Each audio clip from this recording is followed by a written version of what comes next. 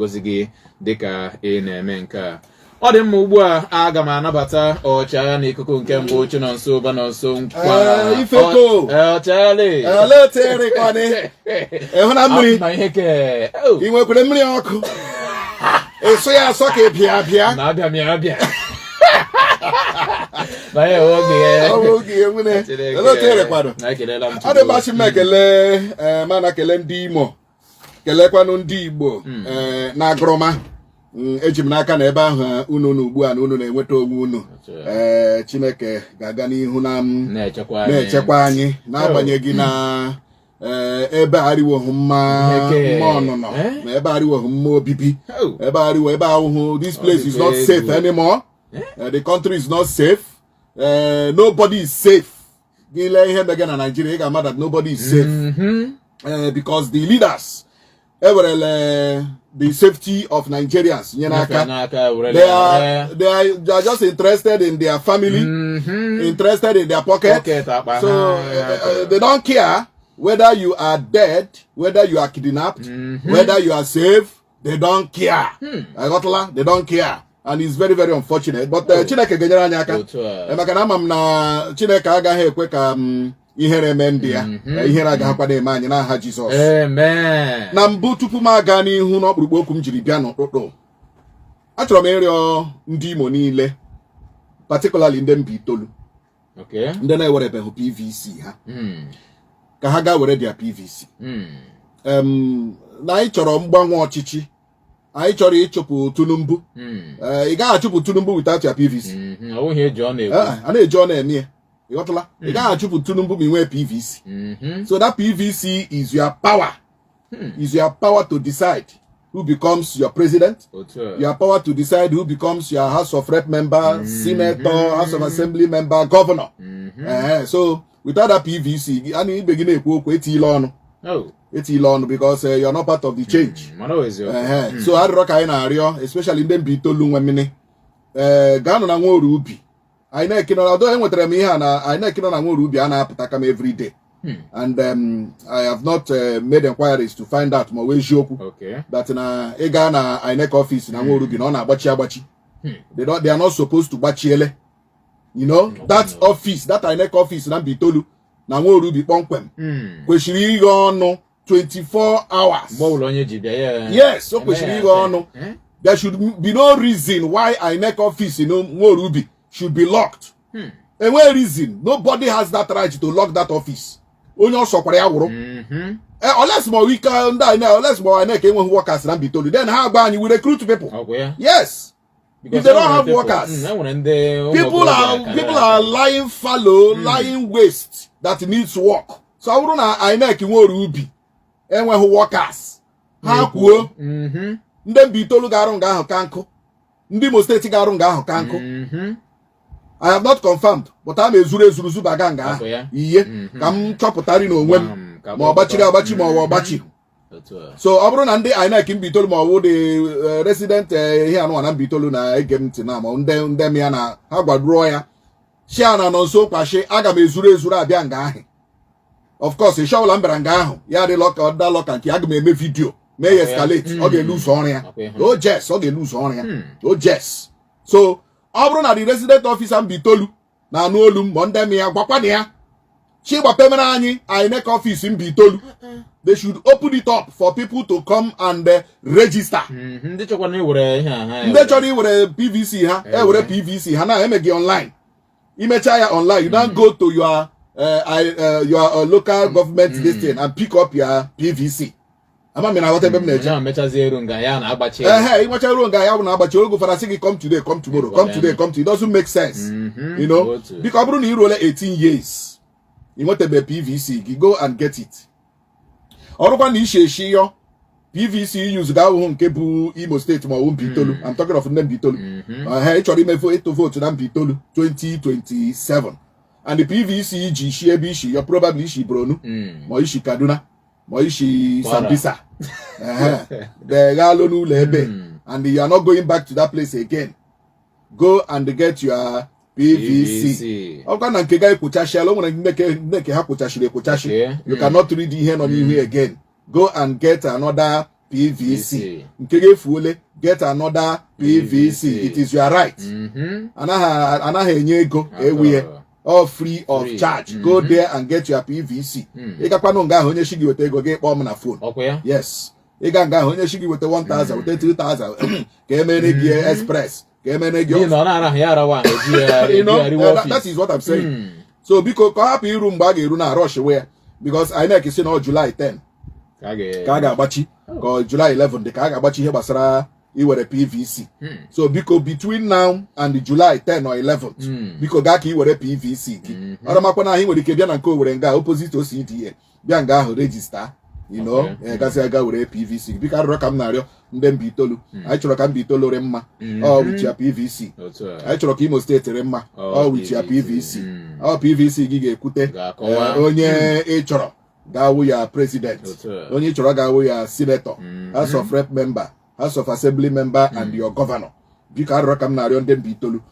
In case ora managa ahu, ni maho maybe igala my number is always there. Maybe phone na number na social media everywhere. Enjoy your next neighbor self which number. Yes, so one energy number Imo State. You know? So ora wala ga ahu, sem no so kwale kware kwa ma ejenemo obachi ejenemo lekwe hia megem. Na 081 33 05 0089 081 33 05 0089. Adema ihe ọzọ m chọrọ ikwu maka security. Anyị ahụra na ile ihe megide na Nigeria, ị ga-ahụ that people are scared. And some communities have not set up their security vigilantes. Anyị ma na government nwere vigilante ike ha. But every community kwesịrị inwe their own vigilante powered by ụmụnne anyị ndị nọ in diaspora. Amami na aghọta ụmụnne anyị ndị nọ in diaspora kwesịrị ịbata n'okwu security in our communities. We need to guide against any unaware attack.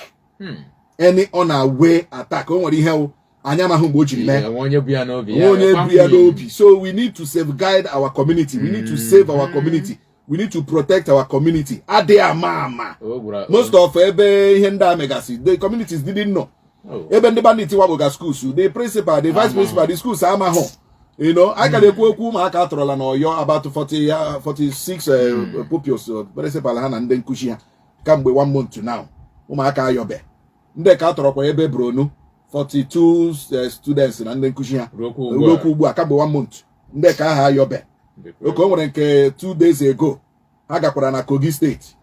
Mana Chineke mere ebere ndị security nọ nso na that school ịghọtala ọ na ha atọrọla mọ although ha gbagburu the vice principal gbagbuo mmadụ abụọ ndị ọzọ but they couldn't absorb because ha ji 40 motorcycles gaa that ije.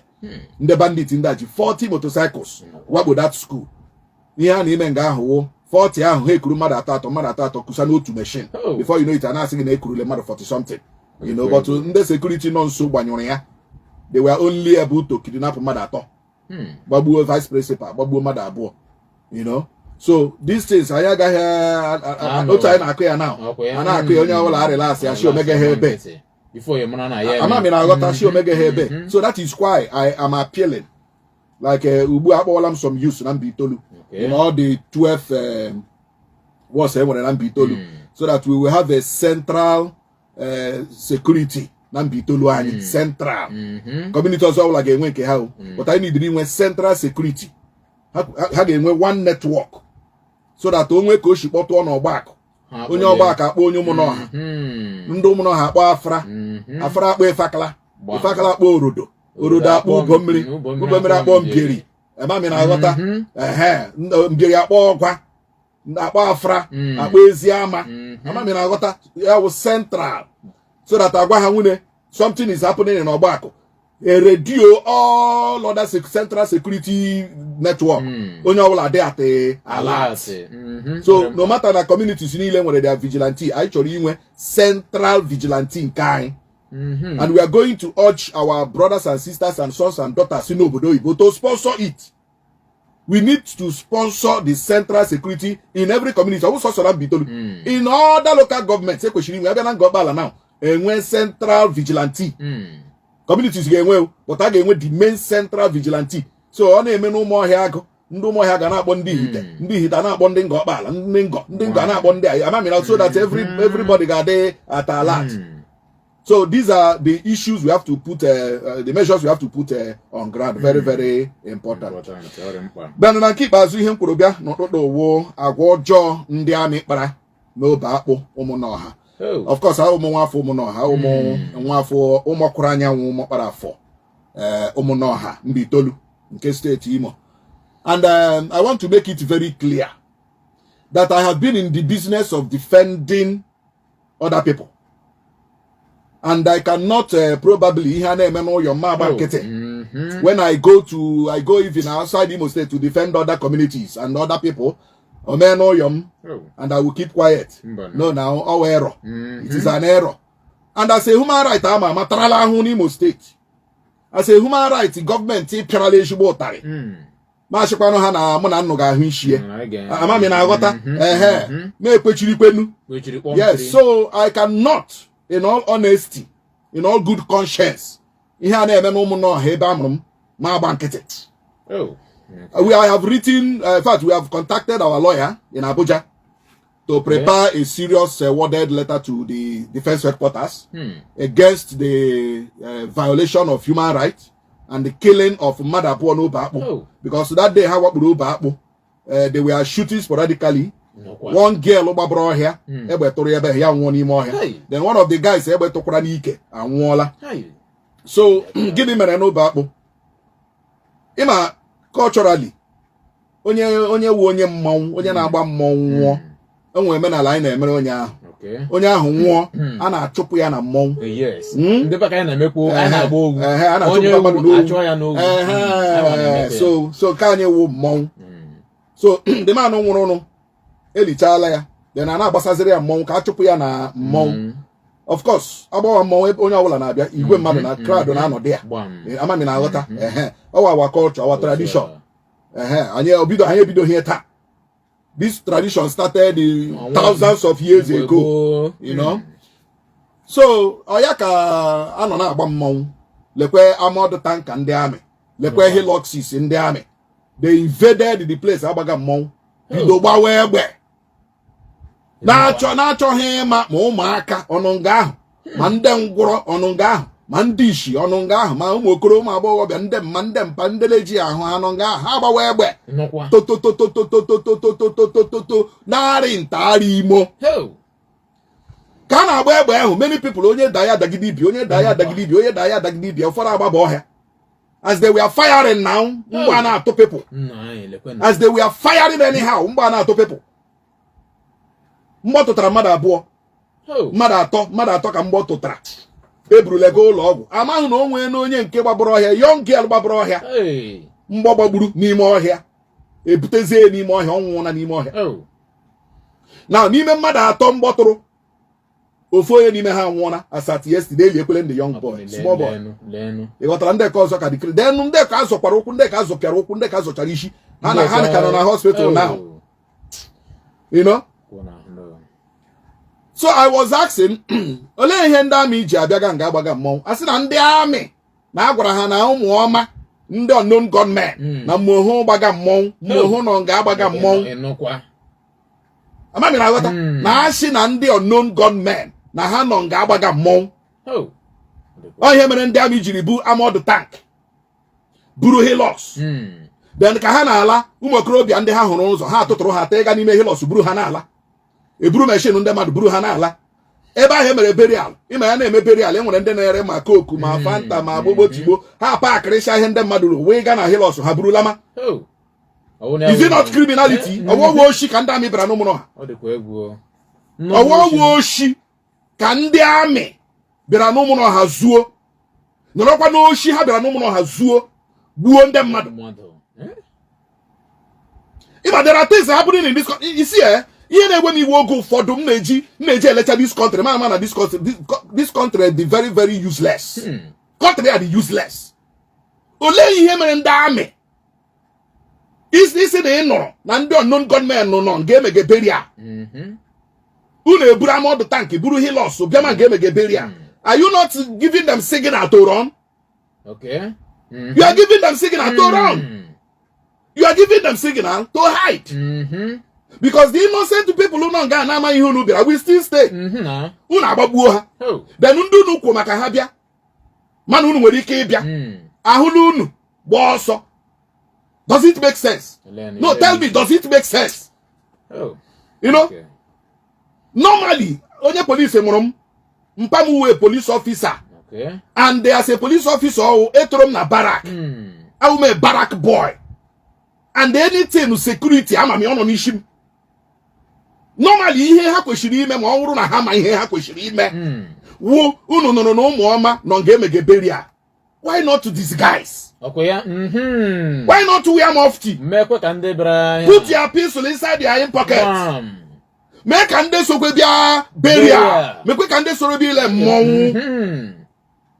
Ebu nu shinu nwere keep in point munda ma wonye nyeru na information, informant unu. No kwa dia. O nwere ike jiri anya nyu unu onye eso. Mo jiri anya nyu unu onye eso. Giri ka unu ga-eme? Unu enye unu signal papa unu agrab ha. Even nde mege nde gbaga mmon aga ha ama na ndị amị bịara. Ma na ndị police bịara. Grab some people. O agbachazi ana ala si igba na ndị amị bịara o.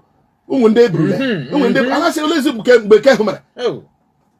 Onya na-akpọ security strategy and military strategy. Amami na wata o te shebie. O to esheme get nda pam pere hala. But you came, invaded the place. Bawe ba agara. Babu ekwe mmadu abụọ n'elu ye. Nde ka nọkwa na hospital ka nọ na hospital. Na anọkwara m now. Na yes as at last night. Unu ka nọtọkwa na ụmụ n'ọha, ka nọtọkwa na nwa orubi. Agba egbe to. Ifakele ehi ụra, ụmụ n'ọha ehi ụra, afara ehi ụra. Unu anọrọ ole ihe unu megedi dia? What are you people doing? What? Ole rubbish. Ndami megedia. Ndami mana ndia nwere ebe ha nọ. Ndami ma dia camp. Ndami oshim okuya. Ndami ma ebe ụmụọma nọ. What are you talking?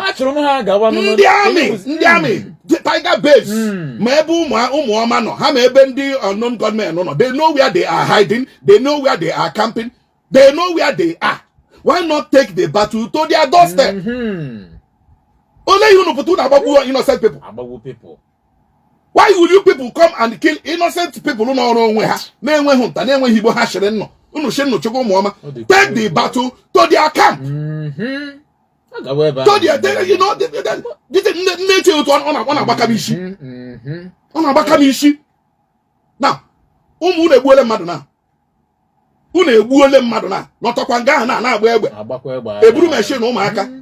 Ụmụaka unu buga machine ha. Aha wu ndị unknown gunmen. Ndị nnukwu ga-etinye na Hilos. Aha wu ndị unknown gunmen. Eme now, in fact, ka commando obi ze dịkwa aware. Ha emele ke ha mere mbụ. Ịhụ na ke ha ga-ala n'ime. We will pursue this matter till the end. Onye ọbụla ha burule. Ka anyị nụkwa na achọga ya achọga. Ma ka anyị nụkwa na o nwere ihe mege the person. Enough is enough.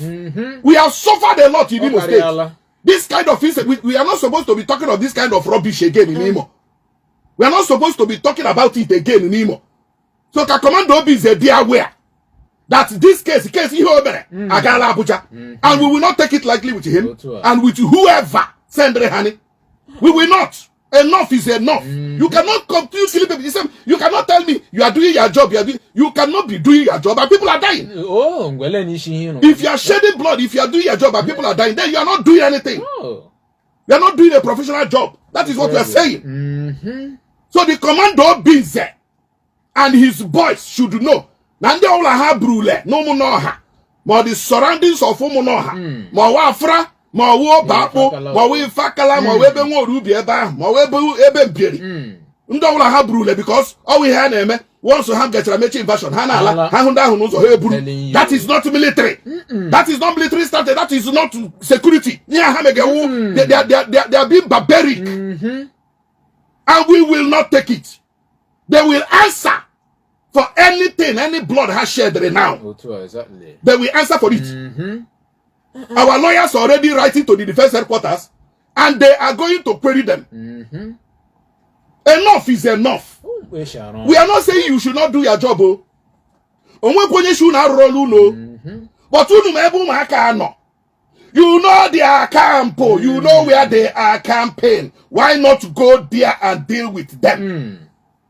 Why will you come into a village, a gathering of innocent people, gathering of small children, gathering of women, old and young, and you start shooting? In the process, you kill people. And you tell me you are doing your job? You tell me you are doing security job? One, this is not security. At all.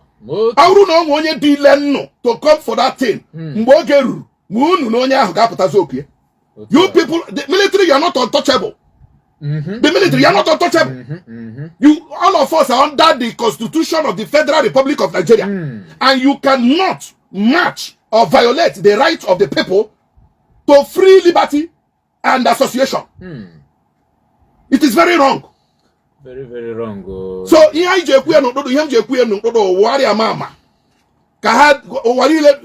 don't know be the commander that Igbo. Translate will not go on answer Monya Hunubur. That's more girl Hunubur. What will anymore? Now that guy Hunubur yesterday morning. That how won't unknown gunmen. There are a whole lot of things happening in Nigeria and the people are not talking about it. And things are just happening anyhow. You know, nobody will talk about it, you go. Because you came and you come again, you do, you go. You come again, you do, you go. And people are dying and you tell me you are doing your job. My friend, you are not doing any job. At all. This is not a job. Uzodinma ocha ihe ka karịara n'ihi na kewe eziokwu na ndị fakala na onwe ha kemgbe echi nwanne echi gara aga na echi ụmụ okorobịa niile nọ ndị bi agbata polisi nworubi ahụ n'ebe ahụ ma ndị umudoro alakawo ma ndị umudoro mba ụmụ okorobịa niile n'ebe ahụ agbafuole ha agbafuole n'ihi na ndị ala bekwa ha nọkwa nwa ma ihe ha na-emezi ha pụta n'ụzọ ebe ahụ kpam ịgbaga nnọọ meshin gbaga ruo ebe ahụ eji aka ntị enwe ihe wụ shi gị lotuo ọwụ na a ga-ekwu ya na lotuo na meshin ewere aka ntị matuo oge isi gị chide aka gị elu nwaanyị iji yiri efe iyi ọcha ga ihe rota nka pepụ onye ọbụla ejila ụjọ ụmụ okorobịa niile n'ebe ahụ ejila ụjọ gbafuo n'ihi na ịnwa anwa zepụta isi enweta gị naanị ihe a ga-akụ gị akụ ma ndị eburu eburu ka ọ dị ugbu a nwebekwa onye ma ebe egwu ha ga. No, they will bring them back. They will bring them back. There will be consequences. See, let me bag. You know, personally, otu am no now. Ima, anumagwa ndem madu say, owu onye owola ka iga anyunye ihe na anya ya bankete. I have seen things. Ahuna mi ihe. Even it's in evidence kumie today. But I am saying it because umbitolu anya chohu that kind of arrest umbitolu. And you told that kind of forest. So when the three gaga that thing no make that be told, haga huishie. When the three gaga that thing no make that be told, haga huishie. We don't want it to be told. So why will it be the military that we go and trigger unrest? Nambitolu.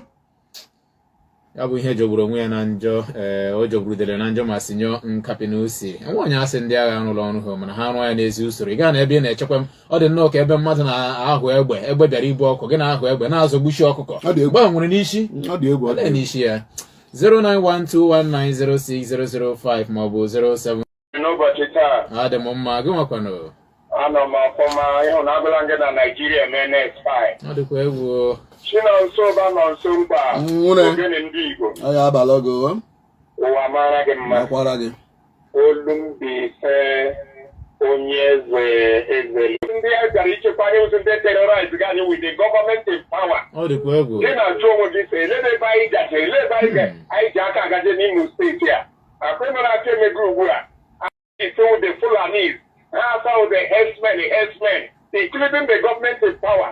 Now herdsmen and the farmers America declared no Fulani terrorists. And nobody, the government of the day don't want to declare them a terrorist organization. Then they learn that you don't want to wait to win.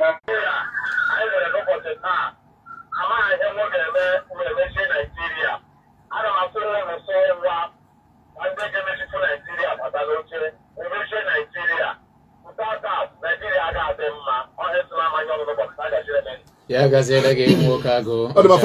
finally, him make woo and Umunoha, Obeakpu, Ifakala, Afra, Ubomiri, everybody should remain calm. Remain calm since the leaders, the political leaders, that area, who can they will not say anything. they will not take any action. You know, all about and when this conspiracy of silence, you know, yeah, they can have deal and them again, him again. Yes, so remain calm. We will take this thing up. We will take it up, and of course, I know not government, but I wanted the voice.